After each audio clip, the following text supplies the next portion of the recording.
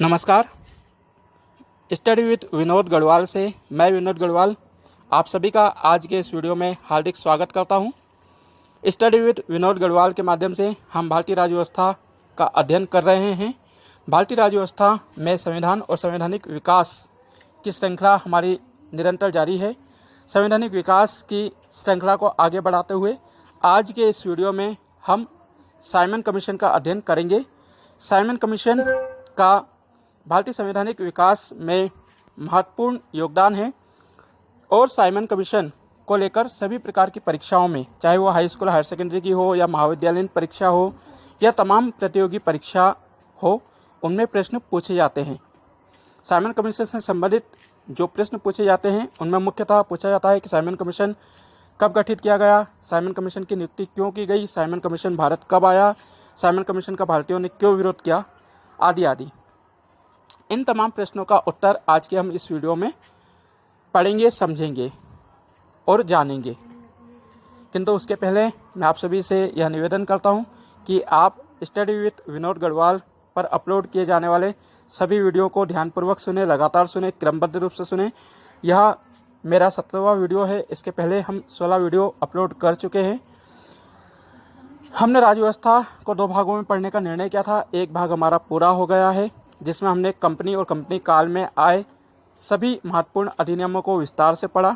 दूसरे भाग में हमने जब से कंपनी की सत्ता ब्रिटिश क्राउन के हाथों में गई है, राज का शासन, ताज का शासन प्रारंभ हुआ है, तब से लेकर आज तक जो महत्वपूर्ण अधिनियम आए हैं उनका विस्तार से अध्ययन किया है। पिछले वीडियो में मैंने आपको सन 1919 का भारत शासन अधिनियम बताया था जिसे मॉन्टेग्यू चैम्सफोर्ड सुधार के नाम से भी जाना जाता है।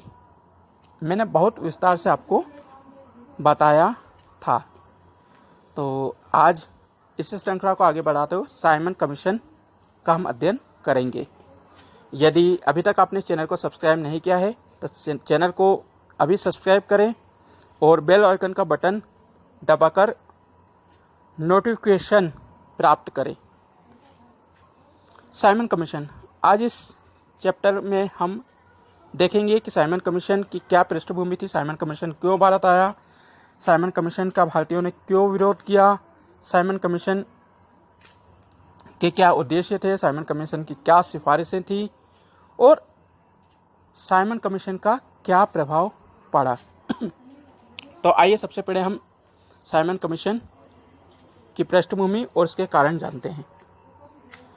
आपको पिछला वीडियो याद होगा, 1919 का भारत शासन अधिनियम जब हमने पढ़ा था तो उसके अंत में हमने यह देखा था कि मॉन्टेग्यू चैम्सफोर्ड सुधार में लिखा गया है कि 10 वर्षों बाद एक आयोग गठित किया जाएगा जो कि मॉन्टेग्यू चैम्सफोर्ड सुधार अथवा 1919 के भारत शासन अधिनियम की समीक्षा करेगा, उसका मूल्यांकन करेगा, उसकी जांच करेगा।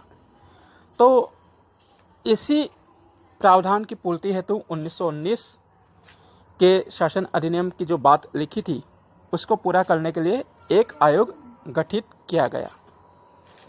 साइमन कमीशन क्यों भारत आया, तो इसके मुख्य जो कारण हैं वह 2-3 हैं, मैं बता देता हूँ आपको। नंबर 1, कांग्रेस की मांग।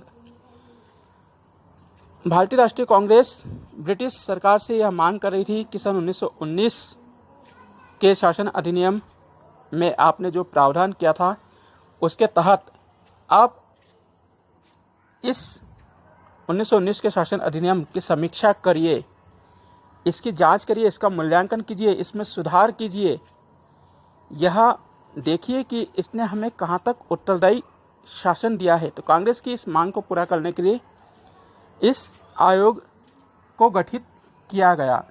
नंबर 2, ब्रिटिश सरकार का भय। ब्रिटिश सरकार का भय इसलिए कहा जाता है क्योंकि 1919 के शासन अधिनियम में 10 सालों की बात कही गई थी। 10 साल होते हैं 1929 में, 1919 से हम 10 जोड़ेंगे तो 1929 आएगा। तो 1929 के बाद यानी कि 1930 या 1931 में साइमन कमीशन एक आयोग गठित होना था, किंतु 1929 में ब्रिटेन में आम चुनाव होना थे और इस समय जो ब्रिटेन की सरकार थी वह कंजर्वेटिव पार्टी चला रही थी। तो कंजर्वेटिव पार्टी को यह भय था कि यदि 2 वर्ष बाद जो चुनाव होंगे उसमें यदि हम हार गए और विपक्षी पार्टी सत्ता में आई तो वह इस आयोग को गठित करेगी और भारतीयों को यह दिखाएगी कि वह पार्टी उनकी हितैषी है। भारत एक बहुत बड़ा उपनिवेश था, इसलिए हर पार्टी उस पर अपनी नज़र बनाए रखी थी। यही कारण रहा कि 1919 के 8 वर्षों बाद ही 1927 में इसका गठन कर दिया गया। नवंबर 1927 में एक आयोग गठित किया गया। नंबर 3, क्रांतिकारियों का उदय। साइमन कमीशन के भारत में आने का एक महत्वपूर्ण कारण इस समय भारत में क्रांतिकारियों का उदय होना भी था। सन 1919 के भारत शासन अधिनियम के पश्चात भारत में कई आंदोलन प्रारंभ हो गए थे, क्योंकि गांधी जी आ गए थे। गांधी जी ने 1920 में असहयोग आंदोलन चलाया, चोरा चोरी कांड हुआ, फिर काकोरी कांड हुआ। ऐसे तमाम घटनाक्रम घट रहा था और ब्रिटिश सरकार इन घटनाक्रमों से भयभीत थी और जिसके चलते भी उसने आयोग गठित किया। अब देखते हैं आयोग की गठित होने की प्रक्रिया या आयोग का गठन होना। ब्रिटिश सरकार ने नवंबर 1927 में एक 7 सदस्यीय आयोग गठित किया। ब्रिटेन में इस समय 3 मुख्य पार्टियां थीं, कंजर्वेटिव पार्टी, लेबर पार्टी और लिबरल पार्टी। तो लिबरल पार्टी से 1 सदस्य लिया गया, लेबर पार्टी से 2 और सत्तारूढ़ कंजर्वेटिव पार्टी से 4 सदस्य लिए गए। ऐसे 1, 2, 3 और 4, 7 सदस्यीय एक आयोग गठित किया गया, जिसे भारतीय विधिक आयोग का नाम दिया गया या भारत का कानून आयोग नाम दिया गया। लिबरल पार्टी के जो नेता थे सर जॉन साइमन, ये 7 सदस्यीय आयोग कमीशन के लीडर बनाए गए। इन्हें इस कमीशन का हेड बनाया गया और जब हेड रहे ये तो यही इस आयोग के इस कमीशन के अध्यक्ष बने। तो सर जॉन साइमन इनका नाम था, इसी कारण इस आयोग का नाम साइमन कमीशन पड़ा, यानी कि सर जॉन साइमन के नाम से ही इसे साइमन कमीशन का नाम दिया गया। भारतीयों द्वारा विरोध। पिछले वीडियो में हमने पढ़ा था कि प्रतिवर्ष कांग्रेस का दिसंबर माह में अधिवेशन होता है। नवंबर 1927 में 7 सदस्यीय साइमन कमीशन का गठन हो गया। साइमन कमीशन में एक भी भारतीय नहीं था। तो जब 1927 में कांग्रेस का वार्षिक अधिवेशन हुआ, जो कि मद्रास में हुआ था, और मद्रास में कांग्रेस के इस अधिवेशन की अध्यक्षता डॉक्टर M.A. अंसारी कर रहे थे। Doctor M.A. अंसारी के नेतृत्व में जो अधिवेशन हो रहा था, इस अधिवेशन में यह सर्वसम्मति से निर्णय किया गया कि साइमन कमीशन का भारत में हर स्तर पर, प्रत्येक स्वरूप में, प्रत्येक हाल में घोर विरोध किया जाएगा। इसके विरोध का एक मात्र कारण था कि इस 7 सदस्यीय दल में एक भी भारतीय को शामिल ना किया जाना था। जो 7 सदस्य थे वो गोरे थे, श्वेत थे, इस कारण इसे श्वेत कमीशन भी कहा जाता है। तो कांग्रेस पार्टी ने निर्णय कर लिया कि हर स्तर पर इसका विरोध किया जाएगा। मुस्लिम लीग ने भी कांग्रेस से सुर में सुर मिलाया और निर्णय किया। मोहम्मद अली जिन्ना इस समय कांग्रेस का मुस्लिम लीग का नेतृत्व कर रहे थे। मोहम्मद अली जिन्ना ने कहा कि हम राष्ट्रहित में साइमन कमीशन का विरोध करेंगे। कांग्रेस से हमारे जो भी मतभेद हो, किंतु भारत के स्वतंत्रता संग्राम के लिए हम साइमन कमीशन का विरोध करेंगे।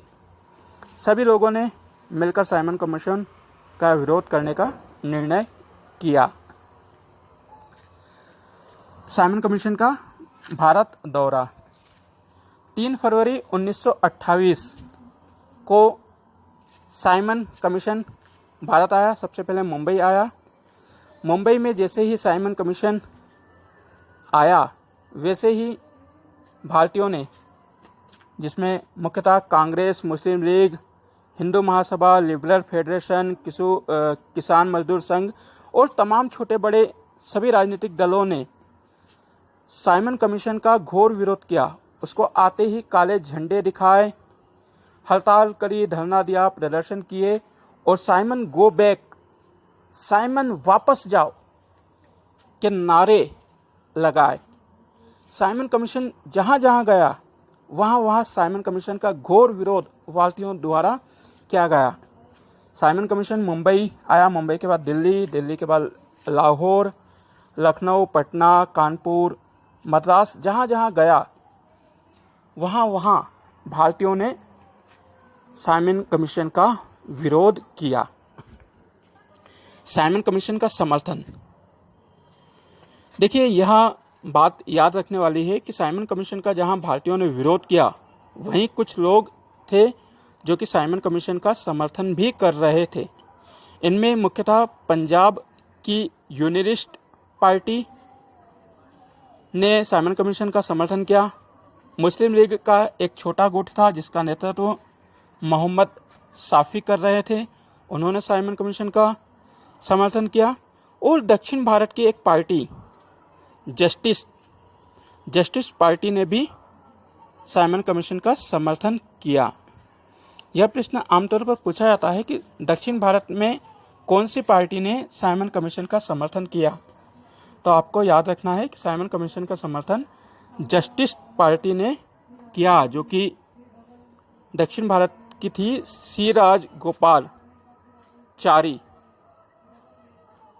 इसको देख रहे थे। बाद में वो भारतीय स्वतंत्रता संग्राम में शामिल भी हुए, लेकिन इस समय उन्होंने साइमन कमीशन का समर्थन किया। अब एक बात और महत्वपूर्ण है यहाँ पर कि साइमन कमीशन के साथ मुंबई में जब बैठक हुई तो उसमें डॉक्टर भीमराव अंबेडकर शामिल हुए। आप सोचेंगे कि साइमन कमीशन के साथ मीटिंग में भीमराव अंबेडकर क्यों शामिल हुए? तो भीमराव अंबेडकर इस सोच के साथ शामिल हुए कि जहां सब भारतीय विरोध कर रहे हैं तो हम देखें तो सही कि साइमन कमीशन क्या समीक्षा कर रहा है, साइमन कमीशन क्या प्रगति रिपोर्ट तैयार कर रहा है, साइमन कमीशन हमें कैसे उत्तरदायी शासन देना चाहता है। ये तमाम जहां सारी और नकारात्मकता थी वहीं पर अंबेडकर जी के मन में आज भी सकारात्मक भाव थे। और साइमन कमीशन को जिस प्रकार से भीमराव अंबेडकर जी ने चार्ज किया, उनको 2 बार भारत आने पर मजबूर कर दिया। साइमन कमीशन 2 बार भारत आया, 1928 में भी और 1929 में भी। ये एक बात रही। अब साइमन कमीशन के दौरान कहीं कहीं उग्र प्रदर्शन भी हुए। नवंबर 1928 में जब साइमन कमीशन लाहौर गया तो लाहौर में साइमन कमीशन का विरोध कर रहे थे लाला लाजपत राय और भगत सिंह। इन दोनों नेताओं के नेतृत्व में साइमन कमीशन का लाहौर में विरोध किया जा रहा था। तो यहाँ पर अंग्रेज़ों का दमन चक्र चालू हुआ और लाहौर में एक पुलिस अधिकारी थे जैम स्टॉक, उन्होंने लाठीचार्ज का आदेश दे दिया। पुलिस ने लाठियां बरसाना चालू कर दी। आंदोलनकारियों पर, जो धरना दे रहे थे, उन पर लाठियां बरसाना चालू कर दी। और इस दौरान लाला लाजपत राय के सर पर लाठी लग गई, वे जख्मी हो गए। बताया जाता है कि बाद में उनकी मृत्यु भी हो गई। भगत सिंह लाला लाजपत राय को अपना गुरु मानते थे और जब लाठी से उनकी हत्या कर दी, उनकी मृत्यु हो गई, तो फिर भगत सिंह ने एक क्रांतिकारी का रूप ले लिया। भगत सिंह ने हिंदुस्तान रिपब्लिक एसोसिएशन नामक संगठन के माध्यम से क्रांतिकारी गतिविधियां प्रारंभ कर दी।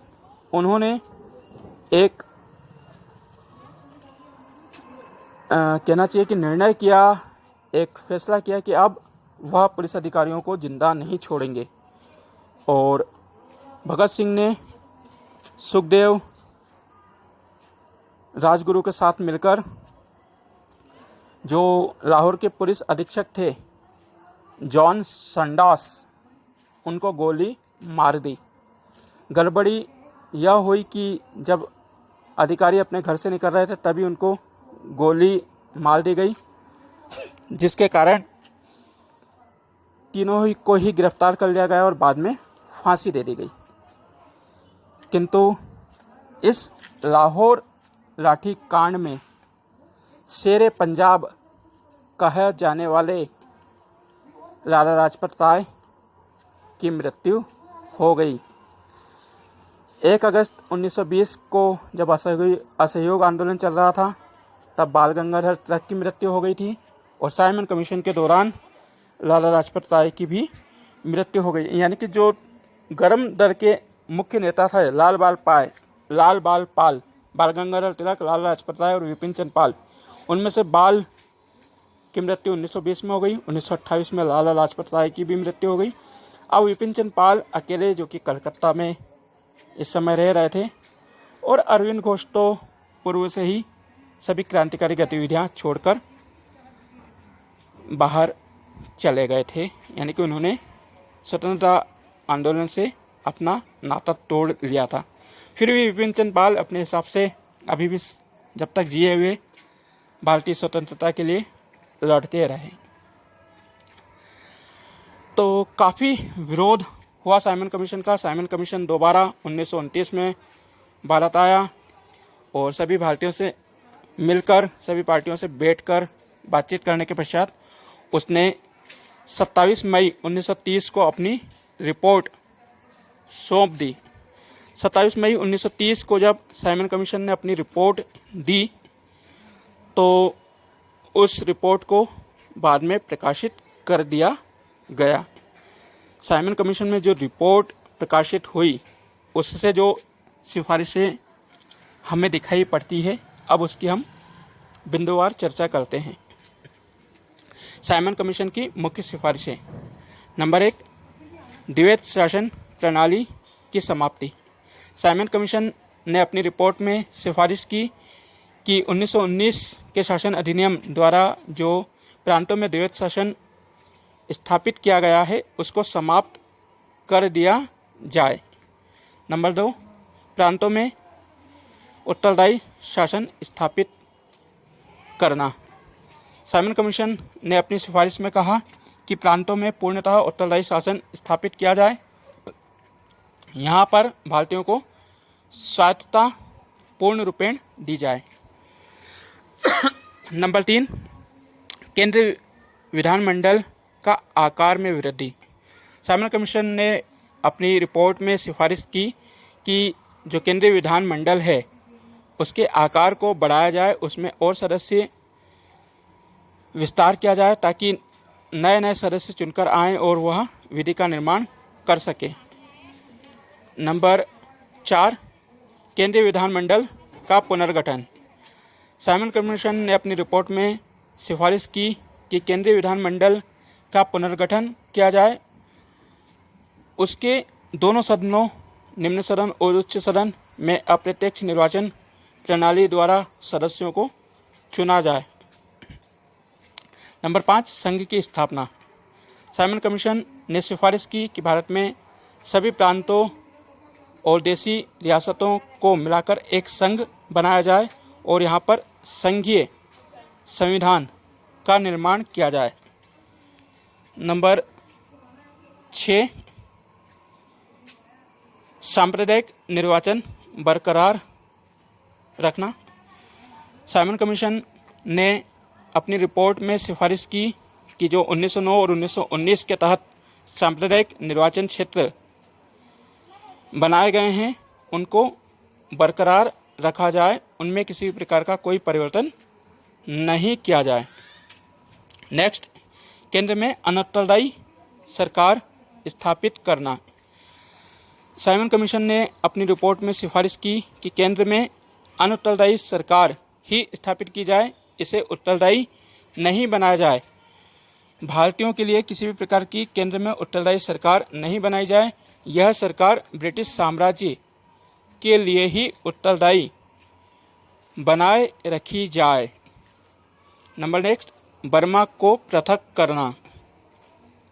साइमन कमीशन ने अपनी रिपोर्ट में सिफारिश की कि जो बर्मा है, जिसे हम आज म्यांमार के नाम से जानते हैं, इसे भारत से पृथक कर दिया जाए। हम बात कर रहे हैं 1930 की, जब बर्मा, अफगानिस्तान, पाकिस्तान, बांग्लादेश ये सब अखंड भारत के ही देश थे। तो बर्मा को अलग करने की बात कही गई और साइमन कमीशन की इस रिपोर्ट के बाद ही बर्मा को भारत से अलग कर भी दिया गया। सिंध, बिहार, उड़ीसा को नए प्रांत बनाया जाए। साइमन कमीशन ने रिपोर्ट दी कि सिंध, बिहार और उड़ीसा राज्यों को नए राज्यों के रूप में स्थापित किया जाए। मतदाताओं का विस्तार। साइमन कमीशन ने अपनी सिफारिश में भारत में मतदाताओं की संख्या बढ़ाने पर जोर दिया। साइमन कमीशन के अनुसार जो अब तक 3% लोग ही मतदान कर सकते थे, उनकी संख्या बढ़ाकर कम से कम 10% की जाए।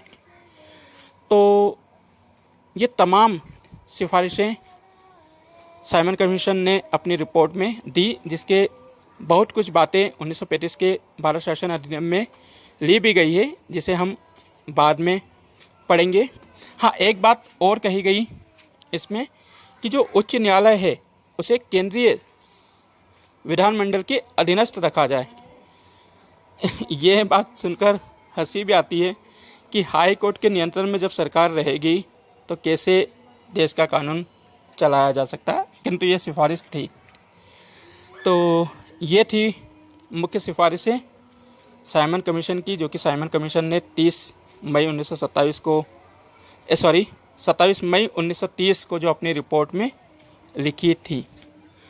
अब साइमन कमीशन के जो उद्देश्य थे, साइमन कमीशन आया था भारत में इस उद्देश्य को लेकर कि जो सरकारी व्यवस्था है उसमें किस प्रकार से सुधार किया जाए, किस प्रकार शिक्षा का विकास किया जाए, जो प्रतिनिधित्व दिया गया है उसमें कैसे सुधार किया जाए, कैसे भारतीयों को और अधिक उत्तरदायी शासन प्रदान किया जाए। लेकिन जिस प्रकार भारतीयों ने इसका विरोध किया तो इसके उद्देश्य तो पूरे नहीं हुए। साइमन कमीशन का प्रभाव। साइमन कमीशन का भारतीयों पर बहुत अच्छा प्रभाव पड़ा। मौलिक राष्ट्रवाद का यहाँ पर पुनर्जागरण हुआ, क्योंकि जो भारतीय बटे हुए थे, जो बिखरे हुए थे छोटे छोटे दलों में, वे सब साइमन कमीशन के विरोध में एक साथ खड़े हो गए। क्यों? क्योंकि साइमन कमीशन में एक भी भारतीय नहीं था। जब हम हमारे घर का कोई कार्य करते हैं, यदि घर में सबकी राय मर्जी ना ली जाए और कोई बाहर वाला हमारे घर के कानूनों को बनाए तो हम उससे बिल्कुल सहमत नहीं होते हैं। यही कारण रहा कि साइमन कमीशन से भारतीय संतुष्ट नहीं हुए, क्योंकि हमारे लिए कानून बनाया जा रहा है, हमारे लिए संवैधानिक सुधारों की बात हो रही है और हमारा कोई विचार उसमें नहीं शामिल किया जा रहा है। तो इसका भारतीयों ने विरोध किया और इसका फायदा यह हुआ कि जितने भी बिखरे लोग थे वो सब संगठित हो गए और एक नई चेतना के साथ उन्होंने स्वराज के लिए हुंकार भरी। साइमन कमीशन को लेकर जो इसकी रिपोर्ट थी, तो सर शिव स्वामी अय्यर ने कहा कि साइमन कमीशन की जो रिपोर्ट है उसे कचरे की टोकरी में फेंक देना चाहिए। सर शिव स्वामी के शब्दों में साइमन कमीशन की रिपोर्ट रद्दी की टोकरी में डालने लायक है। तो ये तमाम बातें साइमन कमीशन से थी। अब आप वीडियो यदि ध्यान से सुन चुके हो तो मेरे प्रश्नोत्तर नोट करें, प्रश्न को नोट करें और कमेंट बॉक्स में उत्तर दें। प्रश्न क्रमांक 1, साइमन कमीशन कब गठित किया गया? साइमन कमीशन कब गठित किया गया? नंबर 2, साइमन कमीशन में कितने सदस्य थे? नंबर 2, साइमन कमीशन में कितने सदस्य थे? नंबर 3, साइमन कमीशन पहली बार भारत कब आया? साइमन कमीशन पहली बार भारत कब आया? नंबर 4, शेर ए पंजाब के नाम से किसे जाना जाता है? नंबर 4, शेर ए पंजाब के नाम से किसे जाना जाता है? नंबर 5, साइमन कमीशन रिपोर्ट के अनुसार कितने प्रतिशत भारतीयों को मत देने का अधिकार देने को कहा गया? साइमन कमीशन की रिपोर्ट में कितने प्रतिशत भारतीयों को मत देने का अधिकार देने हेतु सिफारिश की गई? उम्मीद है कि आपको आज का वीडियो पसंद आएगा। दोस्तों, एक महत्वपूर्ण बात और आपको बता दूं वीडियो समाप्त करते हुए कि इस समय भारत के वायसराय थे लॉर्ड इरविन और भारत सचिव थे लॉर्ड बिर्किनहेड। लॉर्ड बिर्किनहेड ने जब भारतीयों ने साइमन कमीशन का विरोध किया तो भारतीयों को खुली चुनौती दी, भारतीयों को खुला चैलेंज दिया कि भारतीय स्वयं कुछ नहीं कर सकते हैं, भारतीयों में इतना दम नहीं है कि वह अपने लिए कानून बना दे सर्वसम्मति से। तो साइमन कमीशन के विरोध करने पर लॉर्ड बिर्किनहेड ने जो चुनौती दी कि भारत एक सर्वसम्मति से अपने लिए कानून बना दें, क्योंकि भारत बटा हुआ था, कई जाति प्रजाति के लोग थे, क्षेत्रीयता थी यहाँ पर। तो बिर्किनहेड ने चुनौती दी कि भारतीय सर्वसम्मति से एक कानून तो बना दें अपने लिए, तो हम मानेंगे कि भारतीय कानून बना सकते हैं। और लॉर्ड बिर्किनहेड की इस खुली चुनौती को भारत ने हाथों हाथ लिया। भारत ने जहां साइमन कमीशन आया वहीं पर मोतीलाल नेहरू के नेतृत्व में एक कमेटी गठित कर दी 1928 में। अब नेहरू कमेटी क्या थी, नेहरू कमेटी ने कैसे संविधान तैयार किया, क्या क्या बातें रखी, ये तमाम बातें नेक्स्ट वीडियो में हम देखेंगे, जो कि मैं जल्दी ही आपकी सेवा में तैयार करूँगा। तब तक के लिए मुझे इजाज़त दीजिए। यदि आज का वीडियो पसंद आया हो तो वीडियो को लाइक करें, अपने साथियों के साथ फेसबुक और व्हाट्सएप पर शेयर करें और चैनल को सब्सक्राइब करें। अब मुझे इजाज़त दीजिए। नमस्कार, धन्यवाद and thank you for watching my YouTube channel. जय हिंद, जय भारत। Pause button.